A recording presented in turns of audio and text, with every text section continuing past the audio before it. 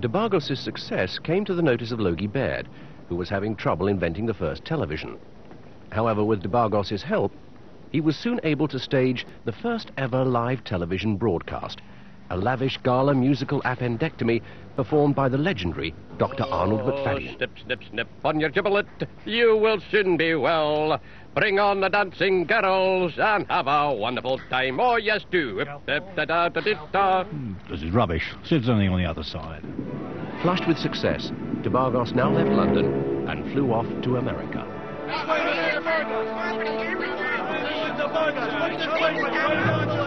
And arrived in Hollywood, where De Bargos fever reached such a pitch that crowds mobbed anyone who looked remotely like him.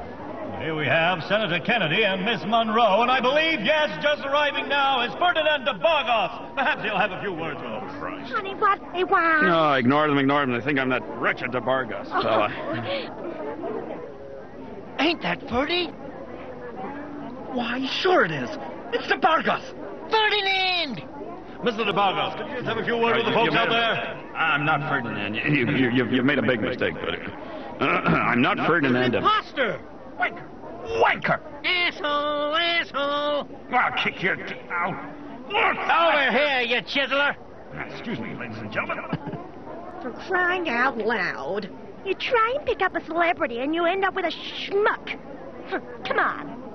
De Bargos was soon at work on the set of his first feature, a philosophical cowboy movie. I won't let you down. Please, Mr. De Bargos, please. How'd you like the clubs? Whiter than white, yeah? This time, Mr. De Bargos wants to go behind the cameras. All right, everyone, behind the camera. That's the fart joke out of the way. Now, let's get on with the scene. What's the premise? Right, to prove that reality is an illusion, I'm going to take all your chips. I think I can prove that your last statement was based on a logical fallacy. Go blow it out your ass, wise guy. You wouldn't know a concept if it canked on your head. Rationalize this, Toledo. I think I can prove my thesis in a more empirical way. Like this.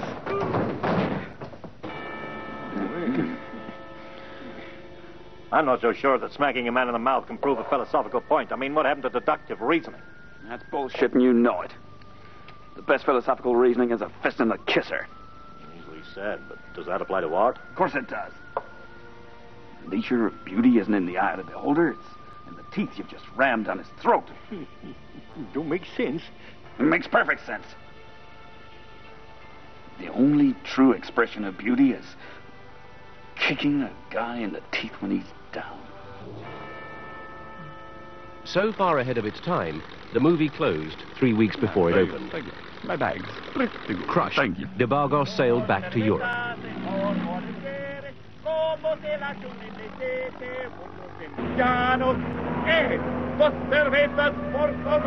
He at last came to land in Spain,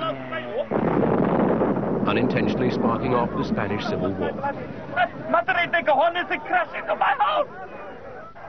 In Spain, De Bargos would enlist in the International Cowards Division and spend 6 months running away from any battle. It was here that he would meet Salvador Dali. No. De Bargos is a genius. He suggests to me the beauty is to kiss a man in the teeth when he is down. That is the truth. Look at me. This man is down, so I kiss him in the teeth.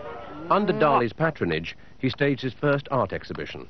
It was an enormous success and quickly transferred to Berlin, where De Bargos received a hero's welcome. Unfortunately, the hero was Hitler. Ferdinand de Bargos has announced to have your biddies. Fondle your breasts.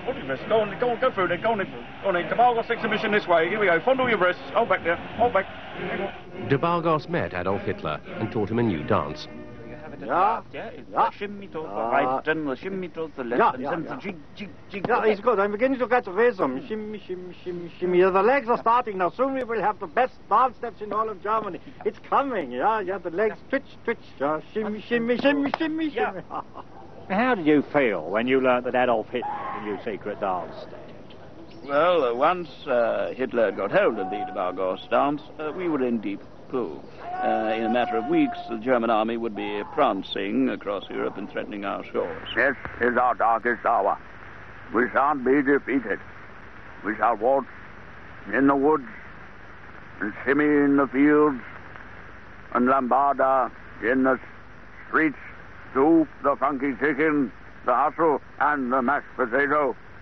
De Bargos wrote poems about sausagey things. He taught Hitler to contemplate murder. He could sing and paint and do anything. In fact, he was a right little smart aleck Bargos. So, Hackman, what exactly did happen to Ferdinand de Bargos after the end of the war? Yeah, don't do that, man. Don't blow smoke at me. Sorry, mate, sorry. He went into the theatre, starting a new movement, neo-realist, kitchen sink drama. Hang on, is that a real train or just an illusion? Blimey, don't you start. 1956 saw the first performance of de Bargos's Old Geezers sitting around talking about sod all. Now then, let me tell you what happens. At the beginning of the play, nothing has happened. And during the course of the play, nothing Yes. has happened. And, Oh, yes. The double paradox is that nothing has happened, you see. Just like Well, Pinter. there's a moment here on page 49 where I enter and I do nothing. I mean, how do you want me to do that? Do you want me to imply that nothing is happening or that nothing has happened? Yeah. Or, I mean, there's a big difference here, you see. That is my seat. Get out of my seat. You get lost, you blonde pervert. Sorry, we're late. Was it started, yes? I can't tell with these modern days. Yes, you are.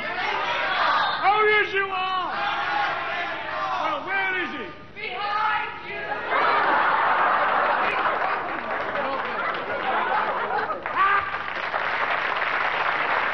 It was a marvellous play. What it was, a marvellous line. Sod off, was it? The best bit was when they said, piss off, it's finished. De Bargos was a genuine angry young man. I mean, he wanted audiences to be angry. They paid to see his work. He was furious, so he decided to take it out on the art world. De Bargos was a great influence on my work, wouldn't you say? Yeah, Ferdy said, make these soup tin Campbells, which was brilliant because Andy was going to do a Heinz one. Ferdinand de Bargos persuaded him to paint it as a joke. I know. Oh. He completely stitched Francis Bacon up. Have you heard that Ferdinand de Bargos has persuaded David Hockney to paint a swimming pool? That's good. Afterwards, he can paint my garage roof. Right. De Bargos finally flew back home to South America in 1986. Well, Ferdinand de Bargos is on board here. Apparently he's got lots of plans. He wants to publish the Latin American edition of Viz with Los Fatos Slagos and Juani Fati Pants. He's also got a new TV program called Whose Turn Is It to Get a Show Out of Hat Trick Next? He returned to his hometown of Los Huertos de los Cangos de los Fuentes on Trent. Hey, waiter, bring the drinks over. Now, we drink the toast to the return of Ferdinand de Bargos. Ferdinand and his women. Ferdinand de Bargos. Hey, that's him over there, look. Look at the boobies on that.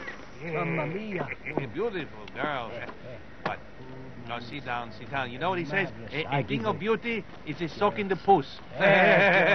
Sit down. No. What? Sit down. Beauty is boobies. Don't draw attention. You get yourself shot. So, there you have it.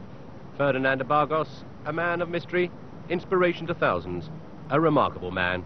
And yet even more remarkable, perhaps, is the fact that I've just narrated this whole program. And you never thought I'd look like this, did you? Thank you. So that's it, is it? What was that all about? Well, as Ferdinand says, all of life is a speedboat and we are the water skippers. That's interesting. I suppose put like that, it makes sense, yes. Oh, I've never seen such smut. 3 new You can't go in there. around. Why not? Well, that was the ending, wasn't it, sir? I'll give you ending, you. Ah! I'm going to complain to somebody, I am. Smut. Oh, Lord, he's coming. We better think of something to end with. I've got it. The end. It's simple, it's concise, it's witty, it's de Bargos. What do you think? I'm not okaying this. I'm not signing that. Yeah. No, not from him. I'm not signing that. I'm the location caterer. No. Head of department, you've got to okay this, sir. We're rapidly running out of footage. The end is coming fast. Sign it, sir, please. Okay, matey. It's a print.